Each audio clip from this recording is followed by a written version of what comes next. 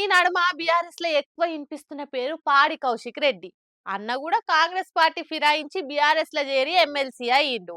అటెన్క సంపుకుంటారో శవయాత్రకు వస్తారో అని సెంటిమెంట్ డైలాగులు పిండి ఎమ్మెల్యే అయ్యిండు. ఇప్పుడు అన్ననే పార్టీ మారిన ఎమ్మెల్యేలు క్షీరగాజులు దొరుక్కోవాలని పార్టీ మారినోళ్ళ మీద ఫైర్ అయిండు.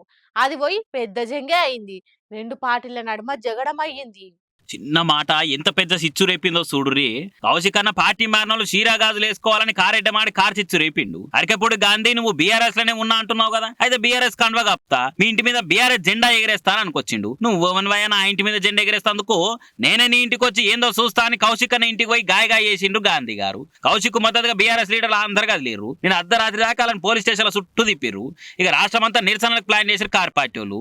శాంతి భద్రతల సమస్య తలెత్తే తట్టే ఉంది అని పోలీసు వాళ్ళంతా పాల ప్యాకెట్ కూడా రాకముందే బీఆర్ఎస్ లీడర్ల వాకిట్ల తేలిర్రు. హౌస్ అరెస్టులు చేసిర్రు. ఇంటికెళ్ళి అడుగు గదలనీయమని కాకీలు గేట్లు మూసిర్రు. బీఆర్ఎస్ ఎమ్మెల్సీ షంబీపూర్ రాజన్ ఇంటికాడ 144 సెక్షన్ పెట్టిరు.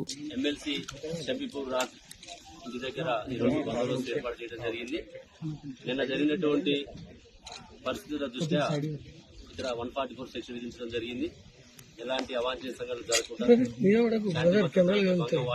ఉద్దేశంతో ఇక్కడ షమీపూర్ రాజు ఇంటి దగ్గర అతన్ని హౌస్ అరెస్ట్ చేయడం జరిగింది.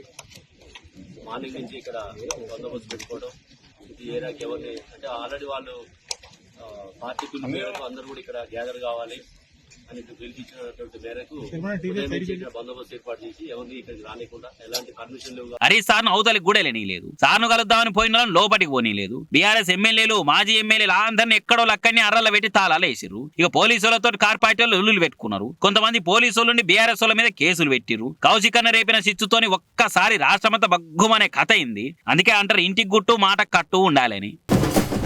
ఏపీలో ఎలక్షన్లు ఒడిచిపోయి రిజల్ట్ ఊడొచ్చి కూటమికే పీఠం దక్కి బాబుసారి ఏల్వడిలా పవన్ పాలనలా రాష్ట్రం ముంగటికి పోతుంది.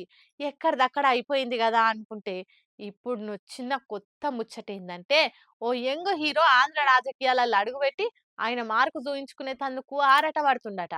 అగో ఆయనతో వచ్చే ఎలక్షన్లకు ఇప్పటి సందే లక్ష గీసి నలుగురి కండ్లలో వాడాలని చూస్తుండానంటే ఏమో చెప్పలేం మరి. రాజకీయము సినిమా ఈ రెండింటిని ఇడదీసి చూస్తుడంటే ఎంతైనా జర కష్టమే. సినిమాల పేరెళ్ళిన రాజకీయాలకు పోతే పాలిటిక్స్ లో పతారం ఎంచుకునేందుకు సినిమాలు తీయించుకుంటారు లీడర్లు. అట్లనే ఇప్పుడు చిరంజీవి మేనలుడు supreme hero Sai Dharam Teju politics లకు పాదం మోపబోతుండా అనేదే ఇప్పుడు ఏపీ రాజకీయాల్లో మెగా ఫ్యాన్స్ లా కొత్త చర్చ కొబ్బరికాయ కొట్టింది. ఎన్నెళ్ళేంది ఈ నడమనే ఈ మాటలు డబల్ డిటిఎస్ సౌండ్ తోనే జర గట్టిగా వస్తందుకు కూడా ఖచ్చితమైన కారణాలు వస్తున్నాయి. ఇప్పటికే జనసేన మీదైనా పవన్ పనితీరు మీదైనా పక్క పార్టీ వాళ్ళు పల్లెత్తు మాటన్నా ఆగకుండా ఆలస్యం చేయకుండా సోషల్ మీడియాలో సుట్లు పెట్టి కండు తిరిగే కౌంటర్లు ఇస్తున్నాడు సాయిధరం తేజు. మీదికెలా నడమ ఒకరు యూట్యూబ్ లో పసి ఆడవిళ్ళ మీద పాస్మల్ల మాటలు మాట్లాడితే ఎంబడే ట్వీట్ పెట్టి అలా తాట తీస్తట్టు చేసిండు. ఇక ఈ నడమనే విజయవాడల ముసలోళ్ళ అనాథాశ్రమానికి పోయి వాళ్ళతో ఆప్యాయంగా మాట్లాడి 5 లక్షల రూపాయలు కూడా ఇచ్చొచ్చిందట.